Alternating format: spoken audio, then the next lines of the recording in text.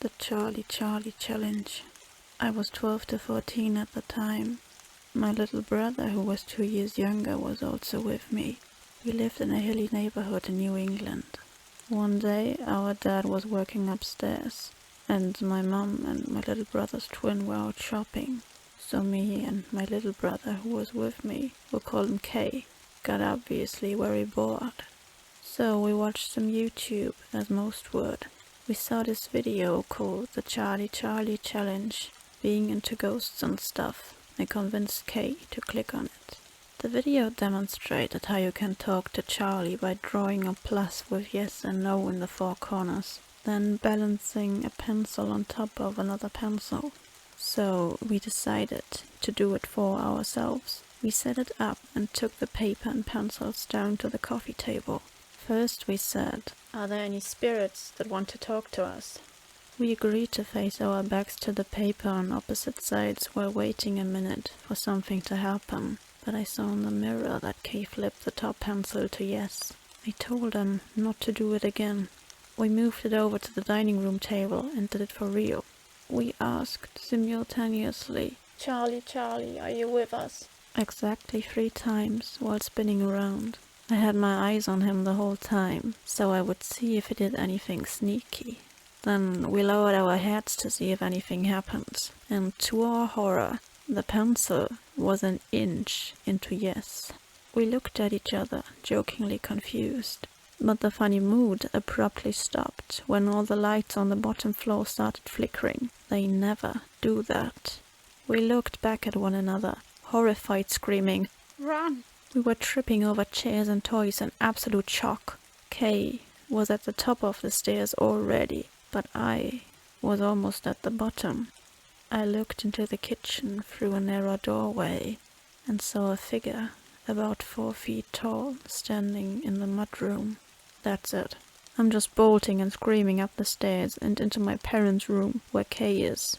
My dad was looking at us smiling, saying that we looked pale. He asked us what happened, so we told him. His only response was that there are some things in this world that should not be messed with. We took his advice and headed back downstairs to get rid of the paper and pencils, but they were nowhere to be found. Was this a coincidence? I think not. Was it either the malevolent entity known as Charlie, or was it our great-grandmother who recently passed away, warning us about the supernatural world? It would not be the first time, however, because back when I was young, no more than 5, a painting of a kid on a swing fell off the wall. My mom, who saw it happen, examined it. The string holding it on was cleanly cut, as if with scissors. My mom is smart, so she had a hunch that someone was trying to communicate with us. She went outside to get me off the swing. We were no more than 10 steps away from the swing when the branch holding it had snapped. It likely would have killed me. What's specifically peculiar is that my other great-grandma had also recently passed away back then. I don't know if you believe in ghosts, but I sure as hell do. The fake haunted house I work at is actually haunted. For 12 years I've worked as an actor for a local haunted house attraction. It's a lot of fun as I get to play a variety of horror characters and act out different scenes. While the tours we put on are clearly fake, there's a lot that goes on behind the scenes that isn't. I should start off by explaining that the building we do this out of is extremely old and was once an elementary school. We gutted the section of the building that was classrooms and constructed it to what we needed. This is when we actually started having weird experiences. There's plenty of activity that can be shrugged off, such as feeling watched or hearing footsteps running in areas there is no one. Then there are things not so easy to disregard, such as one evening, a member was working on hooking up our sound system by himself. He had not even hooked the large speakers up yet, when he stated a loud, deep growl came booming through them. This terrified him so much, He ran out of the building and would not go back in to even lock up until another member came down to go in with him. He never worked alone in the building again. Other activities seemed playful and childlike, such as hearing small giggles and whispering in the halls and in rooms that are empty. Things being moved from where we last placed them. One year, I was in a rocking chair that I would jump out of as a group came through. The thing about the rocking chair is it was more like a glider and it was broken. I would have to use a lot of force to get the chair to rock backwards at all. It was right before showtime. I was sitting in this broken chair getting mentally pumped for the night ahead. I was completely alone when I felt someone grab onto the back of the chair and harshly pull it backwards. I felt myself flying backwards with the chair, and I honestly thought I would flip out of it. Thankfully, this did not happen, and as soon as I stabilized myself, I jerked to see who had done this. The room I was in was large, and no one could get out of this room without me seeing them running away in the split second it took me to look behind me. There was absolutely no one there, and I was suddenly covered in goosebumps. No one was even in the area around my room at the time. Later that same night, the lights were off, my stove was on, and a group had just left my room when I noticed a small figure in the far right corner of the room. It looked like a small child crouching down, looking my way, and I was immediately worried that a child had been left behind from the previous group. As I headed towards the figure to ask if they were okay, the strobe flashed, and the figure was completely gone. The same year but different night, I was again sitting in the chair waiting for the next group, when someone or something growled right into my ear. It was so loud that it caused my ear to ring, and when I turned to see what it was, there was nothing but an empty room. I changed rooms the next year and did not experience as much creepy phenomenon. There's not much history I've been able to find out about the building, but I'm so curious as to what could be causing all the weirdness. This is only a tiny bit of what has been experienced over the years working there, and I don't feel it will be stopping anytime soon. I played with a Ouija board as a kid and was terrorized by something for months afterward.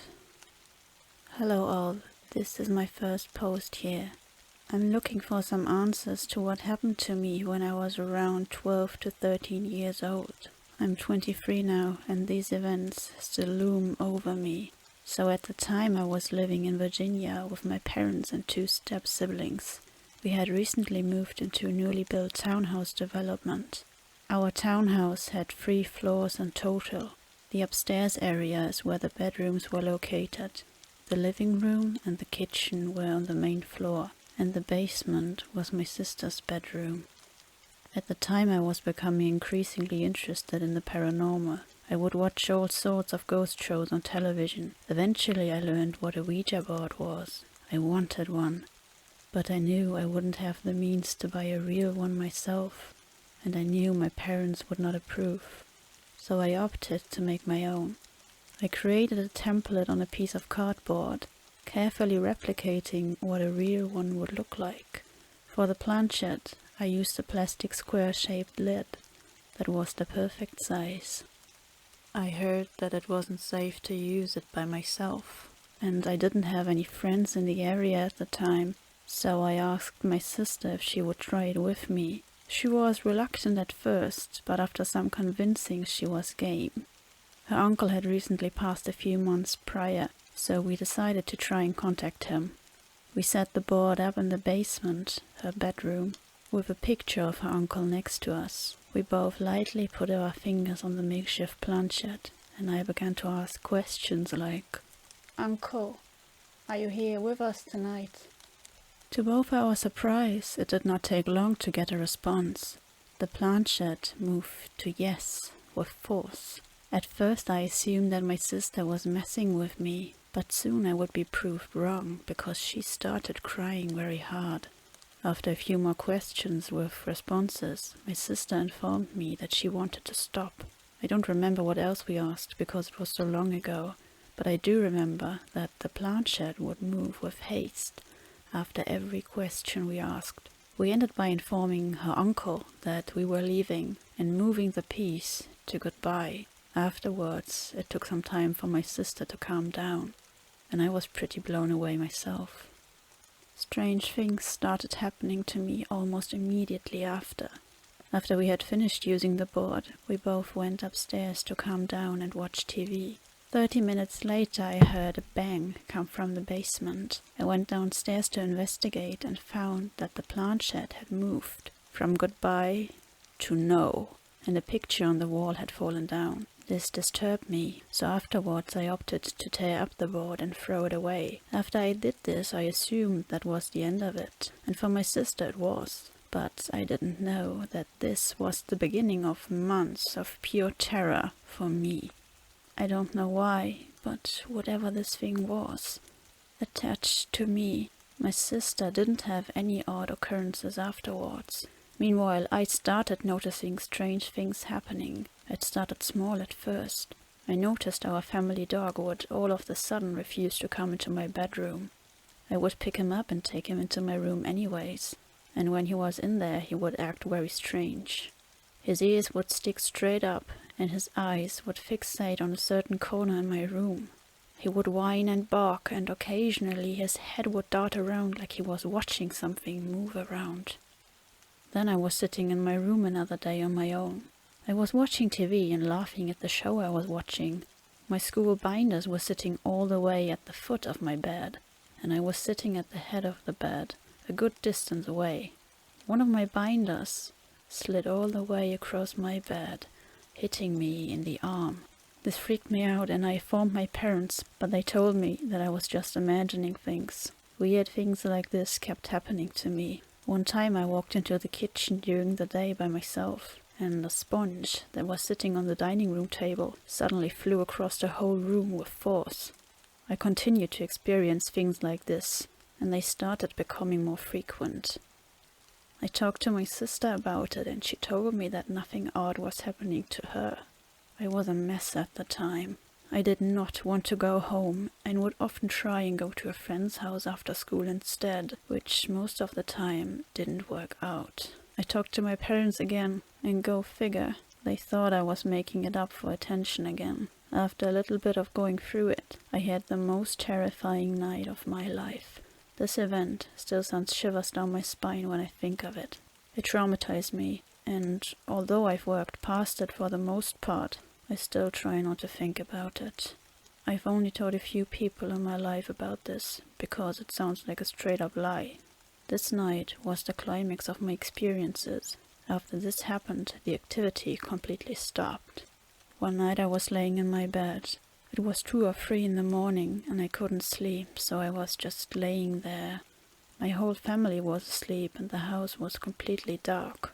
I slept with my door open at the time, and the only light source was a blue light emanating from my radio in my room. It was just bright enough to illuminate my room.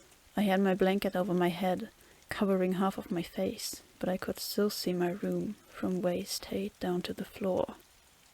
To my horror, as I laid there with my eyes open, a black figure entered my field of vision near the foot of my bed. It was right next to my bed. There was no color on whatever this was. It was a pure pitch black with no obvious features. I was paralyzed with fear. I couldn't scream or move.